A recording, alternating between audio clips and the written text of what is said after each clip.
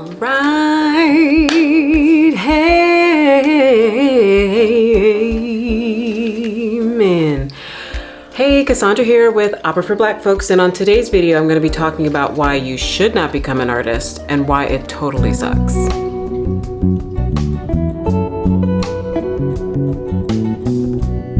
Why do I say don't be an artist? What I hate most about being an artist is that I have to work for other people. I hate working for other people, and it took me a really long time to figure that out because I hate people telling me what to do. I hate the 9-to-5 grind. I hate working in the hospitality industry when actually it's sometimes the most inhospitable place to be. People are cranky, they want their food now, they're like impatient. The people that you work with could be real douchebags, like just everything about it could be not hospitable. And then spending energy building another person's dream, and that energy takes away from me building my own. Like all of those things just really suck. And I think that if you can't get past those things, then maybe you shouldn't be an artist. Like just don't be an artist. But little story time. My grandfather gifted me this really sage advice that was it was I think more from my father, and then I also heard my grandfather saying it. And my grandfather lived to be 100 years old, so I feel like, you know, when somebody lives that long, it's like they really have something to offer. He said you need to have an occupation. You need to have an occupation to support the vocation. And it took me a while to really understand that in action, right? Because like you graduate from school, and in my case, I graduated from school and I was like, oh my Lord, how am I going to survive in this really expensive city? Like, how am I going to put food on the table and, you know, be able to put clothes on my back and to say I am okay and surviving in this expensive city and moving and shaking? Like, how am I going to do all of that and pay for voice lessons and find time for practicing and find time for music study and find time to audition and find time to afford the audition and afford the voice lesson and afford the, like, all of those things were coming up. And so I heard my grandfather's words in that transitory time of graduating, being like, oh my gosh, student loans are looming, cost to be in an expensive city is intense, the need to just provide for your basic needs is intense. I need an occupation to support this vocation. My vocation is my calling. Vocation is Latin. Vocare is like to call in Italian, or Latin for the calling. So like it is something that you feel inherently within you that you feel called to do. Okay, that's great, wonderful. You feel called to do that when you're well, at least when I'm performing, I feel lined up and I feel like God's speaking and working through me, and that my talent and that my gift is something that is important to be shared. Like this is part of the reason I'm here on this planet, not just to just work my time away, giving my energy to somebody else and then coming to the end of my life and saying, okay, now I get to do what I want to do. Like, no, I came here with some gifts. My gift happens to be singing. It's channeled through this filter of being a classically trained artist that performs opera, and yet I need a vocation, or that's my vocation, that's my calling. But in order to get that up and running, I need to have some sort of income. And that's where I think a lot of artists, where I'm like, you know what, maybe this life isn't for you. Like, don't be an artist if you can't stand this journey. But this is part of it, where you fall into what's available to artists, because you need a degree of flexibility so that you can be available for auditions, or to have a schedule that's flexible enough to be a part of a rehearsal process, and yet to somehow have some income coming in. And so there's the hospitality industry, there is the retail industry, which can sometimes be difficult because, you know, they want you to work weekends all the time, but there's more flexibility there. And then there's the 9-to-5. I feel like it's always easy to jump into corporate. Corporate will always be there. It's helpful and it serves a purpose. And, you know, I used it for the purpose that I wanted it to, and it helped to provide stability for me.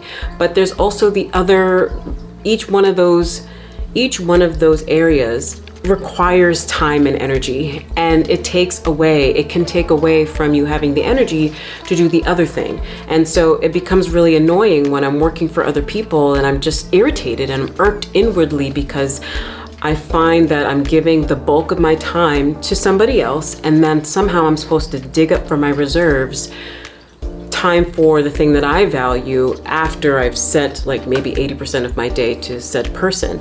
And that's where I feel like the intention and being really intentional about what you want and how to look at your art, is how to change that mindset a bit so that you're not hating the process of building your artistry. So I think what also sucks about why it sucks to be an artist is that you're investing in something that is a calling, right? You feel called to this, or you're feeling that creative spark, and you cannot deny that this is something that is a part of your being and needs to be more than something that's just satisfying as a hobby. But like, and for me, the reason that I know I have to be an artist is because I keep getting in these situations working for other people where I'm just annoyed, I'm irritated. I seek freedom to go and do and create on the levels that I want to do and create. And it has nothing to do with my employers. It has everything to do with my reality, my realizing that this world isn't gonna work for me. Like, if I let go of my artistic pursuits, I will die a little bit inside because if I just gave up on my art and worked for somebody else, it's not for me. It's just not for me. I have to figure it out, and this is part of that. So, but that's what I've taken away from going through that journey.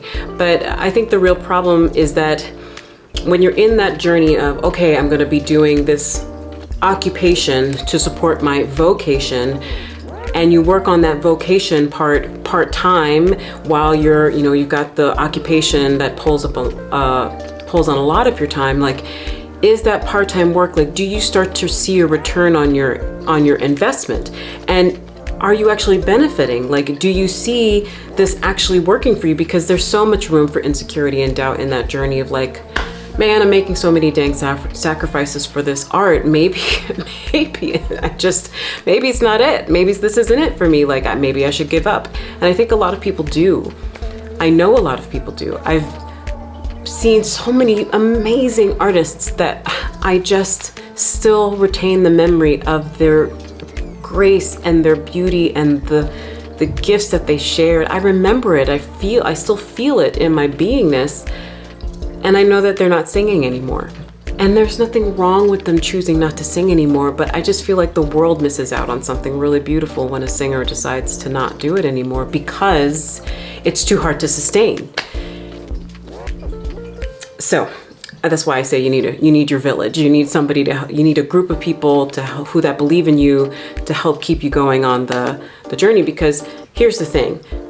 When you're building your gift and you're nurturing it regularly and you see the potential and you see yourself realize some of that potential, the real work is, does your baby that you've created work up against all of basically, does it survive in the world? Because because when you start to share that craft or share that skill in the world, it's going to come right up against other people's biases. It's going to come against their artistic preferences. It's going to come against people thinking that you don't have the talent for it. It's going to come up against everybody else's opinions.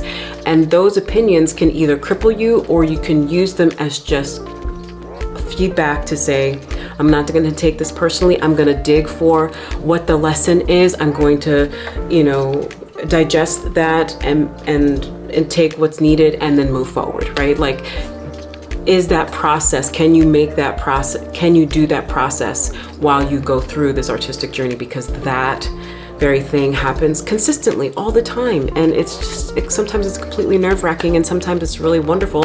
And sometimes it's always actually an emotional roller coaster.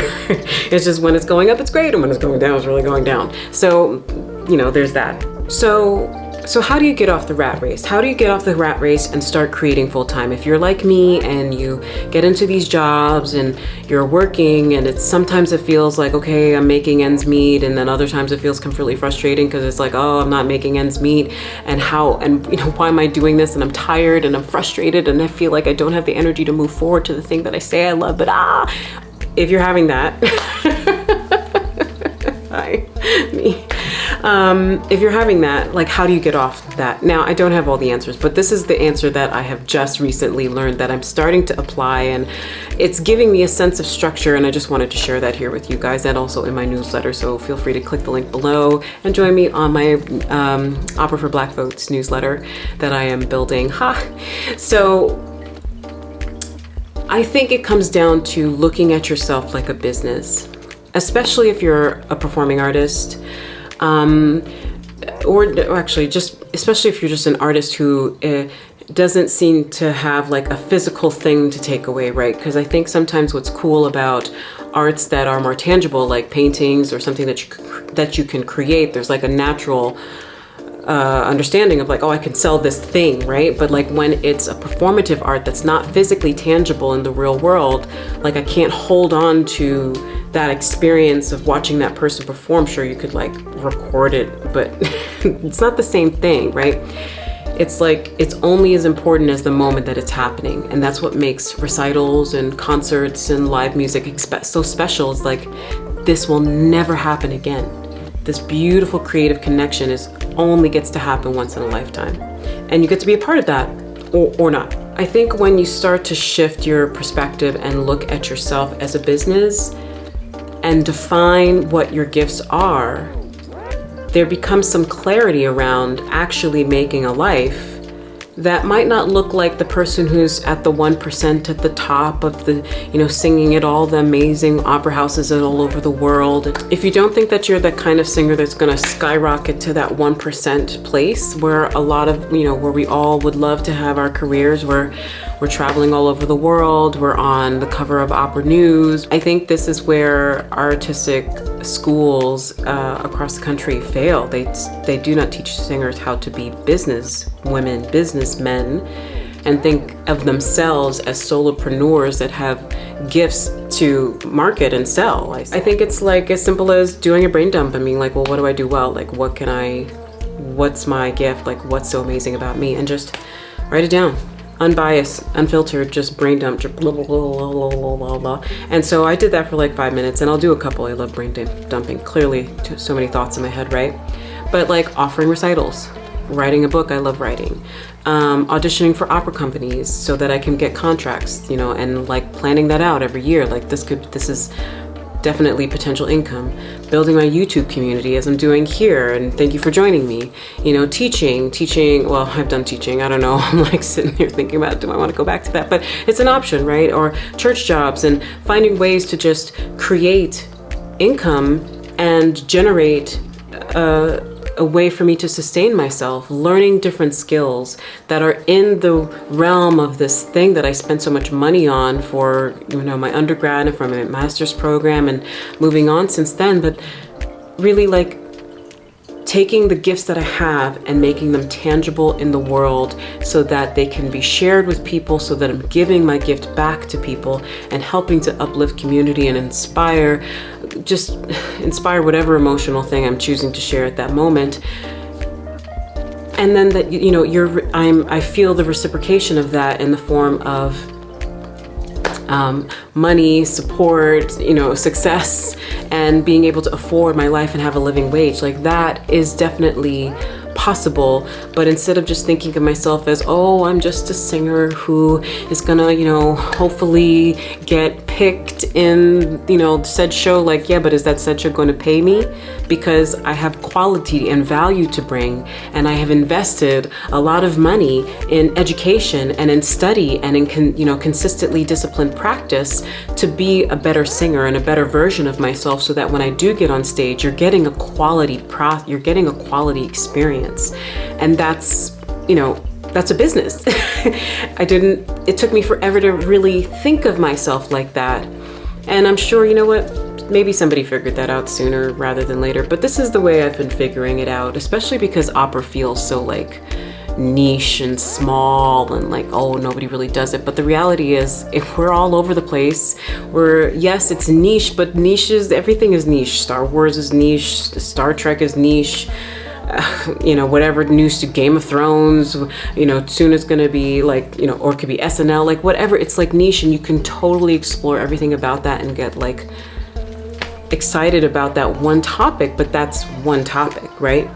Opera's the same way. It has this whole full community, and just because maybe Amy over there has never heard of an opera in her life and doesn't even think about singing or music, doesn't mean that Janet over here doesn't. Like, she might totally love it and be immersed in it and have friends that go to the opera on a regular basis, and she takes herself to the opera on her birthdays, and she just has a lot of fun celebrating opera in her home or like listening to it on the weekends. Like, completely different experience, right? The two might inspire each other. Okay, I'm getting off topic. But the point is, it's even though performing is my passion, being my passion doesn't necessarily define that it is a business.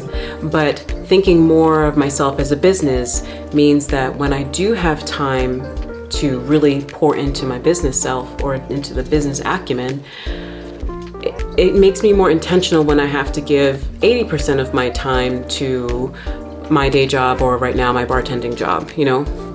That way, when I do have that 20% of time that is just mine, I'm so much more focused. And I'm also more intentional at work because I know why I'm making this sacrifice. This sacrifice is helping to fuel this part-time thing that is now becoming more and more full-time, which is why I've had to move to becoming a bartender in order to have the flexibility so that I can continue to pursue and build the art more.